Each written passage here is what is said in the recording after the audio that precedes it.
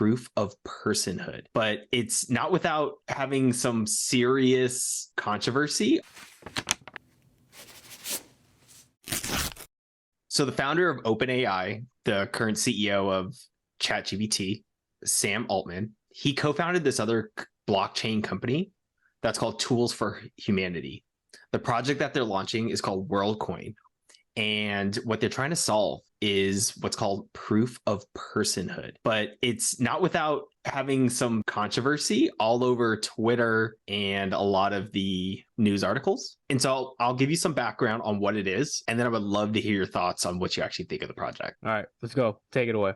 Okay. So Tools for Humanity on their website, the way that they describe themselves as they're a startup that aims to create separate IDs for every living person by scanning parts of their eye. The scanning devices are these small orbs that reads a user's iris, creating a unique digital identity that is then saved on the blockchain. So when I first thought of this concept and thought, it was very similar to a blockchain version of Clear. Remember when you got enrolled with Clear, you had to scan your eyes, you scanned your fingers. I think there was one other way of doing it, but those were two of the ways that they can authenticate who you are as a person. Tools for Humanity is doing this on the blockchain. The goal that they are trying to accomplish with this technology in a lot of parts of the world that's like outside the United States, outside of Europe, people don't have forms of ID. People don't have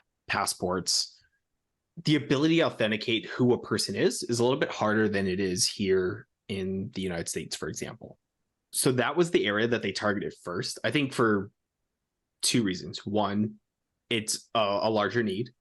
Two, there's a lot less regulation when it comes to crypto. I was going to say that. There's a lot of less stuff you can get away with. So when they launched, there was a article maybe like a month ago. They got $150 million-ish for funding. So they're really, it was like $115 million funding round. Then they got other funding on top of that. I think they're at 150 right now. They launched publicly a lot of their access and things like that this past week. And here's some numbers just to give you an idea of how fast this has already spread. Worldcoin in its beta phase already has 2 million people, 150 of which are in Spain. The Spain piece is interesting because Spain actually has some privacy laws. So they're starting to navigate the policy that's necessary in that area. In order for them to fully expand out that number, where they're trying to hit 5x that number in a very, very short time frame, they're doing these pop-up locations to scan your eyes. So they roll out these like orbs that exist. In the United States, there's 6 of them. There's New York, San Francisco, Miami, and I think some in LA. And they're going to put them in 35 different cities across 20 different countries. I'll take a pause right here. I could dive into some more specifics of it if you're more interested in that part. If not, we can totally skip that part. But what are your initial thoughts?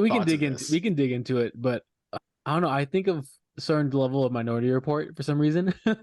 Expand on that, because I don't remember exactly what Minority Report was about. It was pretty much just identifying aspect of like your eyeball and using that identity piece and reading into the person's memory bank because of their eyes. So it's like a little bit of, but they're mainly the identity is from the eye.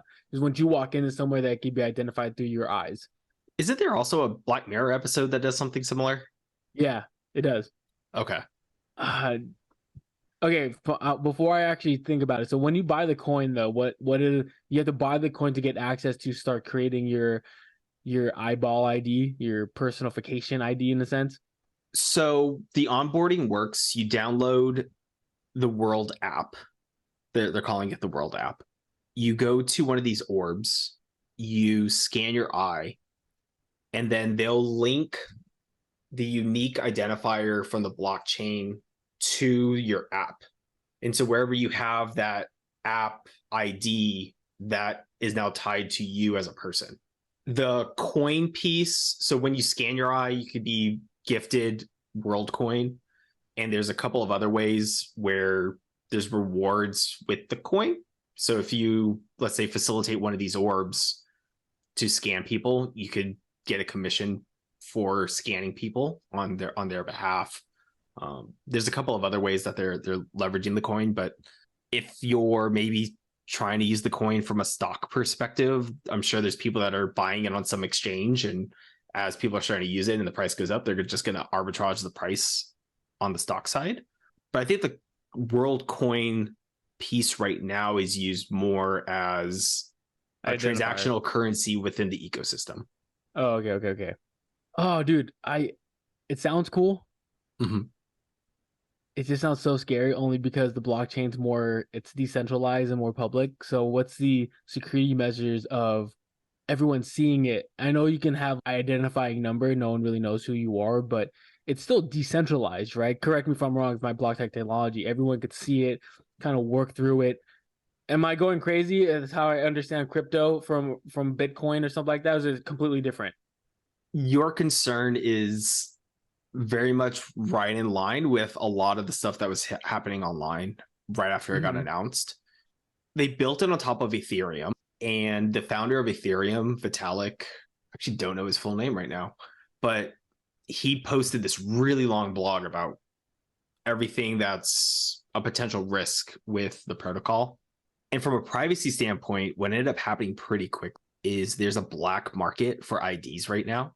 So what someone can do is they can scan their eye, they receive their unique ID, and then they can sell that unique ID for what some articles stated were as low as $30, which could be a lot in some countries.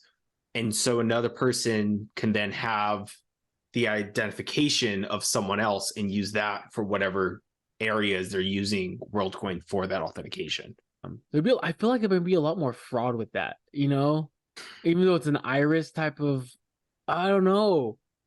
Because can it just pay for the ID and then kind of associate that ID? Let's say you buy my ID number, but you associate my ID number with your eye. I don't know, whatever that may be.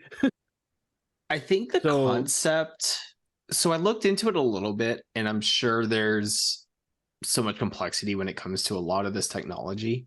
When I looked into Clear, my understanding for Clear is when they scan all of your biometric information, that's saved within their repositories so that every time you go to, let's say, the airport and you scan, they have a reference during that like live scan of this is Nick.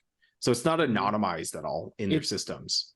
But it's also governed within a company, so no one can just go into it. So that's other database companies that just keeping the place security, but you're just kind of now putting up open to the world in a sense. Correct. I think with new technology, any kind of new technology, there comes some risks and things that people don't initially think of. I would be curious around what the incremental improvements will be to either the protocol or the system or the process to fix some of these problems that are starting to come up. It's hard to launch a product and not know everything that could potentially go wrong. By them at least pushing this out there, they're starting to see where things are going wrong, and they can now identify those things to fix. It's very similar to when Clubhouse was still in private beta and they needed invites. There was a black market for invites. Of course, we're not talking about the authentication or the proof of someone's unique, information, and they're not using it for finances or medical or things like that. So the downstream effects maybe aren't as severe. But I don't think anyone would have thought right out of the bat that someone was going to be black market selling invites to Clubhouse. So seeing that wasn't the effect. It wasn't the intention. It wasn't the thought process of, this could possibly happen into this kind of vehicle. Exactly. I'd be interested to watch. There's a couple of other companies that are doing something similar, and they authenticate differently around how they want to do everything. Some of the things people were mentioning was it's reliant on where these orbs are. So you have a hardware requirement that needs to be distributed across full countries in order to scan enough people to hit a certain tipping point where it becomes useful or actually can be Well, used in some way that or in itself fashion. is just cryptocurrency in itself. It's still being tried to implement. Ethereum, Bitcoin, it took so long for it. It's still in the process of, is this a valuable currency? You know, is a viable currency? If So when you're you, thinking about it from a currency standpoint, right? I think a lot of people looked at crypto as a stock or an equity, mm-hmm. but And that a functionality not as a functionality, and not realizing that the underlying coin can be used as the mechanics that move things, not as the piece that's actually being traded and holding the value. Companies that are going to be able to separate those two from one another, I think, will then be able to actually unlock something of a use case for the underlying piece. If they don't separate those two, then it comes back to just everyone going and trying to buy the coin, letting people kind of have as a some stock, usability as for a kind it. of a stock kind of purpose instead of actually a functionality purpose. I am not in the game of it, but have you seen a coin yet that's separated that's been successful? I really don't. I have not seen it. That's why I'm asking, because I haven't really been in that sphere. I can't think of any of them off the bat. And I think it could be because there's complexity in designing it. The most simplified version that I think, crypto, blockchain, all these terms are super complicated, especially when you're trying to tie real world value to a digital item. Some of the people that are heavily involved in the crypto game, when they look at crypto, they look at it from the value it holds within the ecosystem, not the value that it holds in our world, and then separating it at that level. Mm. An example would be video games. And the best video game that I can think of is World of Warcraft, because I've played it so much. And there might be a video game that you might be able to relate this to. So in World of Warcraft, they have a gold system. You kill some item, you get gold in return, you collect a bunch of gold, you could go buy potions, weapons, whatever you might need. Gold within that ecosystem has a value. And within the World of Warcraft ecosystem, they have an auction house, they have everything there. So a lot of the functionality that exists here in the real world exists in their world, but on a different currency. But there's a black market where you can actually buy gold with cash. So World of Warcraft doesn't facilitate it. There's people that basically But just farm gold in the mm, game. You could purchase it, and then in the game they'll somehow make a transaction to, give you so much gold for so much cash. But then once you transfer it into there, a lot of the times you're never thinking about transferring it back out. mhm. So it still exists within the system. No one's monitoring what the ratio is between $1 and 10 gold pieces in World of Warcraft. And if that changes to 20 gold and $1, people are trying to arbitrage that. That arbitrage is where we're seeing everyone always focusing when it comes to a lot of these crypto projects right now, rather than looking at, in the example, it would be what you could do with it, World of Warcraft, with the currency once you get it. Does that explain it No, I well? get it. No, I get it. I get what you mean. It's an input, but there's no output to it. And how can you have it a two-way talking type of street versus just a one-way street? And that there's a disconnect there. No, I don't. It's Whatever's built just has to have so much value in the coin itself that there's no incentive to bring it back to the USD. yeah, Or the or into majority of people functionality. have no incentive to bring it back to USD. So then saying this, keeping the identities of that altcoin, what was it called? World World Power? Worldcoin. World. Okay. So for WorldCoin, are you saying that we're trying to now not output back identity into the real world, and that's how our identity is, and it's going to be one centralized identity for the entire world? Is that the goal of this coin? Because it sounds like it. How The goal of the Bitcoin coin was, is so or that you can authenticate yourself in some way, shape, or form. In Europe, there's a service. Oh my goodness. because I can see it happening only because of how easy to fake yourself in so many social media platforms, everything else, the blue check marks that you kind of need to kind of have that importance now. once you get at a higher level, you're like, oh, I'm getting frauded and fraudulent or copied or whatever, and there is a need for it. But Proof I of personhood feel, makes sense, yeah. especially in a digital world. For example, when you're signing up for a service and they ask you to hold up your ID and they scan like the front of the ID or the back of the ID. That's a really janky way of validating that because I have my ID in my hand, it's actually Nick Ayala. Hmm. What WorldCoin is trying to do is create a digital way to verify that the person who's doing something is actually that person. Well, it's also really weird when I was like last time I traveled to, side note on trying to verify that person and giving a picture ID. When I was traveling to Lisbon last summer, they took a picture and then came back and went back to the States before I had what was it? Before I had global entry, they just stood up, took a picture, and they said I didn't have to pull out my passport when I came back to the States.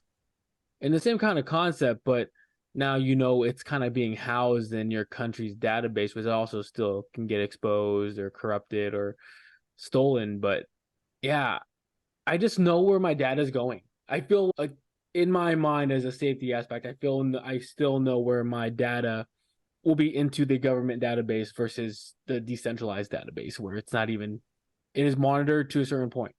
I think that's still what I'm gonna keep on hearing going back into when you hear about the ID, pick and pull from the data, and then having that how can that do a two-way talk? So it is kind of breaking down right now. You remember getting scanned in Lisbon. I don't remember where I actually took my facial scan for my passport. Do you remember? Yeah, I remember when I stepped on the plane, they made us do a biometrical face scan. I remember, but it must have been when I got my passport 10 years ago, almost 10 years ago, because it's going to expire soon, that they took it because I have the little biometric logo on my Hmm. passport and I can Yes. go to other countries and go into that line and they just take a picture of my face. The difference with that system versus a WorldCoin system, they have some reference point that's tied to the passport and then they're validating it at the time of entry. So it's almost like a two-factor authentication happening to get you through. WorldCoin doesn't have the 2 points because it's someone that has some long string ID, just validating it, but there's nothing now to tie back the person that is holding it at the time to that ID. Yeah. I think they're going down the right path. I think there's a lot of things like with any new technology that need to be worked out. Because they have 2 million people already in their database, I think that gives them a really good sample size to, And see if it works or not. yeah, to experiment I with it versus if you have no one using it, it's hard to test with no sample size. So when you're talking about all this new technology, I know we talked about it in the past podcast. Um, what's the should we be making or not during the AR talks? But it was funny because when I was watching Oppenheimer, I watched Oppenheimer last weekend. Mm-hmm.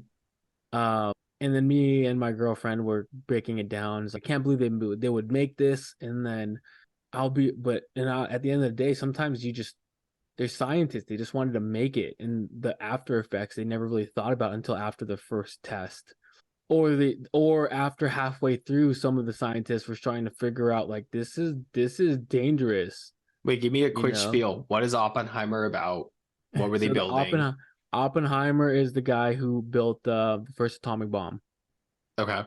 What was the So motivation to Matt do and that? was forward to having it because as of then the Nazis a few months leeway on discovering how to discover atomic energy and nuclear energy and stuff like that. And so that's when they kind of started their nuclear projects. So, and Oppenheimer was the first one to figure it out and use it against Japan. When they finished, it took about 3 to 4 years, and they were about to use it on Germany, but that's when they surrendered, and then that's when they used it on Japan, which is insane. And we're like, and there's a lot of protests and from the scientists inside the Manhattan Project. This is from the movie, just to kind of showing I'm not historical facts, but it was just interesting to see the dynamics of holy crap, we're building it, we can do it, is this possible? And then later down the line when it's about to be done, it's like, I don't think we should have made this possible. So pretty much it was the modern day Prometheus. And Prometheus back then was the god who gave man fire, pretty much. And that just kind of snowballed. Is this a new wave of Prometheus in a sense with AI, with Altman, and now this identity? Again, it's just the thought process of we can make it.